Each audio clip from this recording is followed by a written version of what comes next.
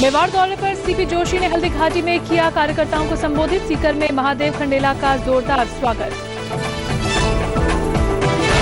Break के बाद आपका स्वागत है। केंद्रीय ग्रामीण और पंचायती राज मंत्री डॉक्टर सीपी जोशी आज सुबह 11 बजे न्यू कॉटेज पहुंचे। यहां जोशी ने श्रीनाथ जी के राजभोग झांकी के दर्शन किए और कार्यकर्ताओं से मुलाकात की।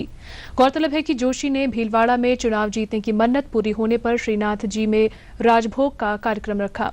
इस दौरान बातचीत में जोशी ने मानसी वाकल परियोजना को लेकर अपनी इच्छा शक्ति जताई और राजसमंद में जल्द से जल्द पेयजल व्यवस्था को दुरुस्त करने की बात कही। वहीं नरेगा में व्याप्त अव्यवस्थाओं को लेकर जोशी ने कहा कि जब तक पंचायतें सजग नहीं होंगी, कमियां दूर नहीं होंगी।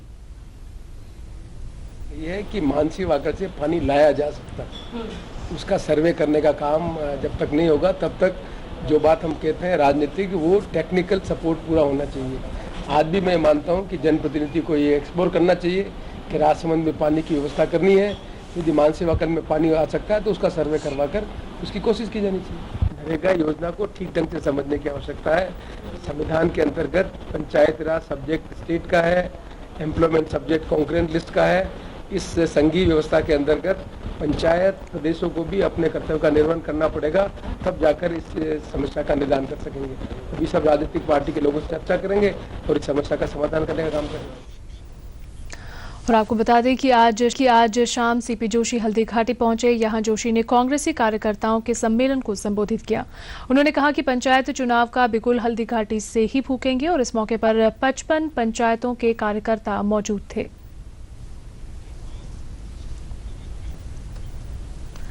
केंद्रीय भूतल और परिवहन मेवाड़ दौरे पर सीपी जोशी ने हल्दी घाटी में किया कार्यकर्ताओं को संबोधित। सीकर में महादेव सिंह खंडेला का जोरदार स्वागत। ब्रेक के बाद आइए बात करते हैं डॉक्टर सीपी जोशी की। जी हां, केंद्रीय ग्रामीण और पंचायती राज मंत्री डॉक्टर सीपी जोशी आज सुबह नाथद्वारा पहुंचे। यहां जोशी ने श्रीनाथ जी के राजभोग झांकी के दर्शन किए और कार्यकर्ताओं से मुलाकात की। इस दौरान बातचीत में जोशी ने मानसी वाकल परियोजना को लेकर अपनी इच्छा शक्ति जताई और राजसमंद में जल्द से जल्द पेयजल व्यवस्था को दुरुस्त करने की बात कही। वहीं नरेगा में व्याप्त अव्यवस्थाओं को लेकर जोशी ने कहा कि जब तक पंचायतें सजग नहीं होंगी, कमियां दूर नहीं होंगी। ये बात कही है कि मानसी वाकल से पानी लाया जा सकता, उसका सर्वे करने का काम जब तक नहीं होगा तब तक जो बात हम कहते हैं राजनीतिक, वो टेक्निकल सपोर्ट पूरा होना चाहिए।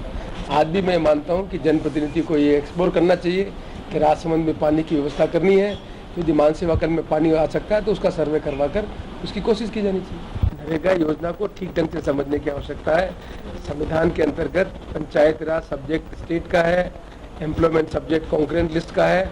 इस संघीय व्यवस्था के अंतर्गत पंचायत प्रदेशों को भी अपने कर्तव्य का निर्वहन करना पड़ेगा, तब जाकर इस समस्या का निदान कर सकेंगे। अभी सब राजनीतिक पार्टी के लोगों से चर्चा करेंगे और इस समस्या का समाधान करने का काम करेंगे। वहीं द्वारा के बाद में सीपी जोशी हल्दी घाटी पहुंचे और कांग्रेसी कार्यकर्ताओं के सम्मेलन को संबोधित किया। उन्होंने कहा कि पंचायत चुनाव का बिगुल हल्दी घाटी से ही फूकेंगे। इस मौके पर 55 पंचायतों के कार्यकर्ता मौजूद थे। जोशी ने कहा कि गांवों की समस्याओं का हल वार्ड पंच और सरपंचों के पास है। साथ ही उन्होंने आगामी पंचायती चुनावों और जिला परिषद चुनाव के लिए कार्यकर्ताओं से तैयार रहने का आह्वान किया। कि मैं उन गांव के लोगों की समस्या का निराकरण करने के लिए भारत सरकार से पैसा भेजूं, जिससे आपके गांव में जो काम करने बाकी थे, जो नहीं कर सके अभी तक, वो काम करवा सकूं, इसलिए मैंने आपसे फोकस किया। वहीं केंद्रीय भूतल और परिवहन राज्य जोरदार स्वागत।